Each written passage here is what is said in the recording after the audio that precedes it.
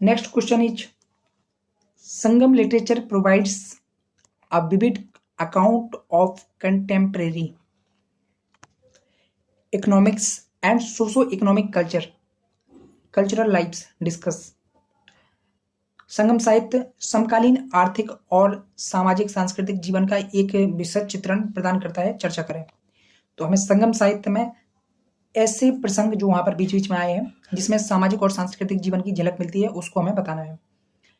तो सबसे पहले संगम साहित्य के बारे में बता सकते हैं किस समय टाइम पीरियड में लिखा गया है। टाइम पीरियड से इंट्रो बताना सबसे बेस्ट इंट्रो होता है फॉर हिस्ट्री। संगम युग को दक्षिण भारत के इतिहास में लगभग तीसरी शताब्दी ईसा पूर्व से तीसरी शताब्दी ईसवी तक की अवधि के रूप में जाना जाता है। तो 300 BC टू 300 AD।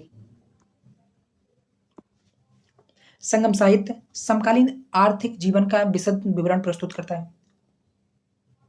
ठीक है, तो सबसे पहले यह सामाजिक आर्थिक जीवन को दिखाता है। सबसे पहले कृषि के बारे में प्रमुख फसलों के रूप में चावल, गन्ना, मसाले जैसे काली मिर्च, अदरक, हल्दी, दालचीनी आदि शामिल थे। ठीक, और यहाँ पर रोमन साक्ष्य मिले हैं जो यहाँ से व्यापार करते थे। भूमि की प्रकृति के आधार पर अन्य गतिविधियां जैसे पशुपालन, शिकार संग्रहण करना, मछली पकड़ना आदि का अभ्यास भी यहाँ पर किया जाता था। व्यापार की बात करें, संगम युग के दौरान आंतरिक और बाहरी दोनों व्यापार में काफी वृद्धि हुई। सूती कपड़े, मसाले, हाथी दांत के उत्पाद, मोती और कीमती पत्थर आदि का निर्यात किया जाता था। घोड़े, सोना और शराब मुख्य रूप से आयात की वस्तुएं थी और इनका आयात कहां से होता था? रोम। तो जो बाह्य व्यापार हो रहा था बेसिकली रोम और ग्रीक के साथ था। तो रोम और ग्रीक को उस समय पे बोला जाता था यूनान। वस्तु विनिमय प्रणाली आंतरिक व्यापार में लेन देन के लिए प्रमुख तरीका थी। तो आंतरिक व्यापार के लिए वस्तु विनिमय प्रणाली का, जबकि बाह्य व्यापार के लिए मुद्रा प्रणाली का प्रयोग किया जाता था।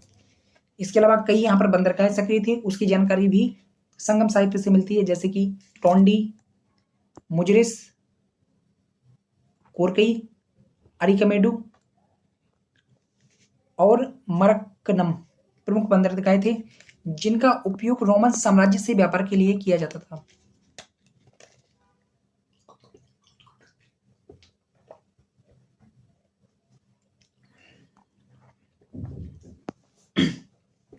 अब नेक्स्ट है उद्योग। संगम युग के दौरान बुनाई कताई उद्योग फले फूले।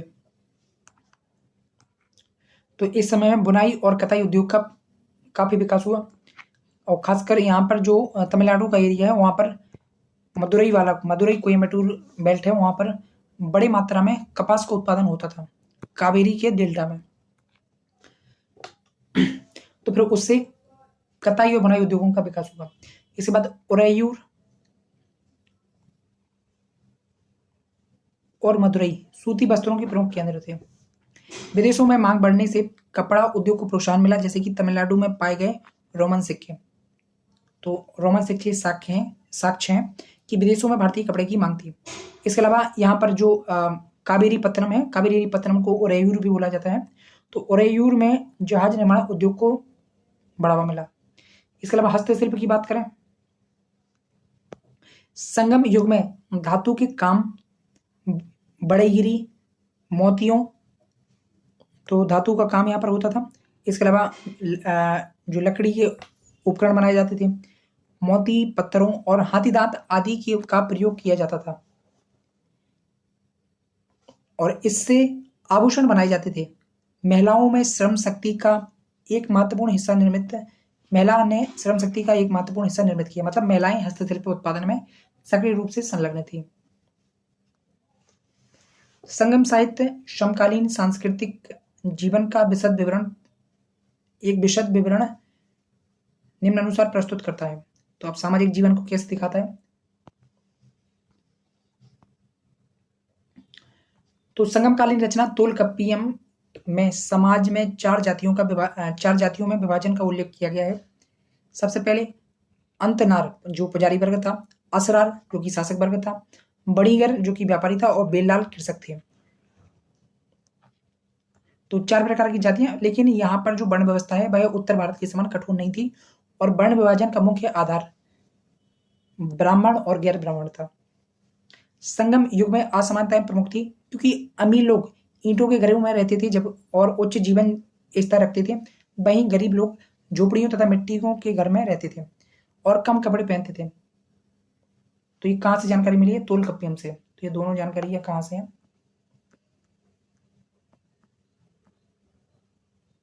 तोलकप्पियम। तोलकप्पियम में भूमि के 5 विभाजन की बात की गई है, जैसे कि कुरिंजी जो कि पहाड़ी क्षेत्र था, मुलई जो कि देहाती भूमि थी, मरुदक कृषि भूमि थी, नेडल तटीय भूमि थी और पलाई रेगिस्तान था। रेगिस्तान यहाँ पर बंजर भूमि। मुख्य पेशा, तो यहाँ के लोगों का मुख्य पेशा था शिकार और शहद संग्रहण, पशुपालन और डेयरी उत्पाद बनाना, कृषि करना, मछली पकड़ना और कुछ लोग डकैती भी करते थे। मुख्य देवता यहाँ पर कौन कौन से थे? जैसे मुरुगन जो कि आज भी काफी महत्वपूर्ण देवता माने जाते हैं, कार्तिकेय के अवतार माने जाते हैं। इसके अलावा है मायून जो कि विष्णु, इसके अलावा इंदिरा, बरुडन,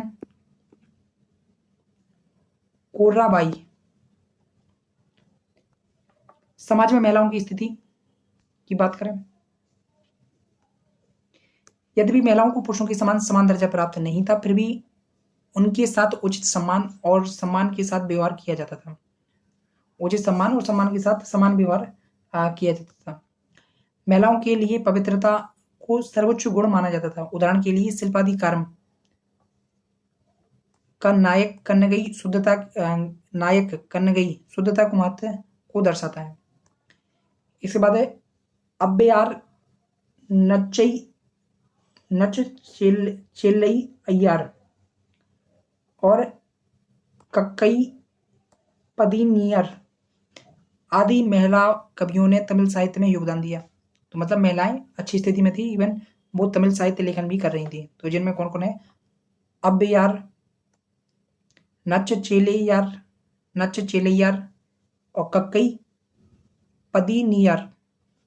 प्रेम विवाह आम बात थी, तो इस काल में प्रेम विवाह का प्रचलन था। प्रेम विवाह कैसी सामाजिक महिलाओं के सशक्तिकरण को दिखाता है, क्योंकि प्रेम विवाह महिलाओं की चयन की स्वतंत्रता को दर्शाता है। तो इसका मतलब है महिलाएं अच्छी स्थिति में थी, महिलाओं को अपने साथी चुनने की अनुमति थी। इसके बाद है सती प्रथा। तो सती प्रथा उच्च वर्गों में प्रचलित थी। तो प्रीलिम्स भी पूछ सकते हैं कि सती प्रथा का प्रचलन था, तो हाँ बिल्कुल था।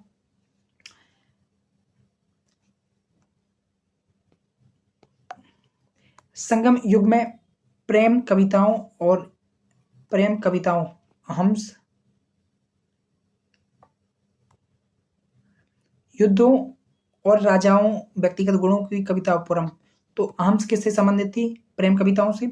और जो पुरम है, पुरम किससे? राजाओं से, व्यक्तिगत गुणों से, मतलब राजाओं के व्यक्तिगत गुणों से। और युद्ध मतलब वीरता की कविताएं थी। तो इसके बाद है धार्मिक प्रथाएं।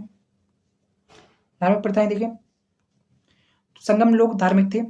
प्राथमिक देवता के रूप में इनके मतलब प्रमुख देवता कौन से थे? मुरुगन थे। इसके अलावा इंद्र, विष्णु, शिव की भी यहाँ पर पूजा की जाती थी और ये लोकप्रिय थे। साथ ही अनकु नामक पवित्र या जादुई शक्तियों में भी विश्वास किया जाता था। संगम काल में हीरो स्टोन, विक्रल या नाडू काल की भी पूजा की जाती थी।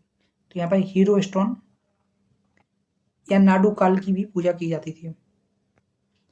फाइनली क्या बोलेंगे इंट्रो के रूप में कि संगम युग साहित्यिक और सांस्कृतिक विकास का एक उच्च बिंदु था।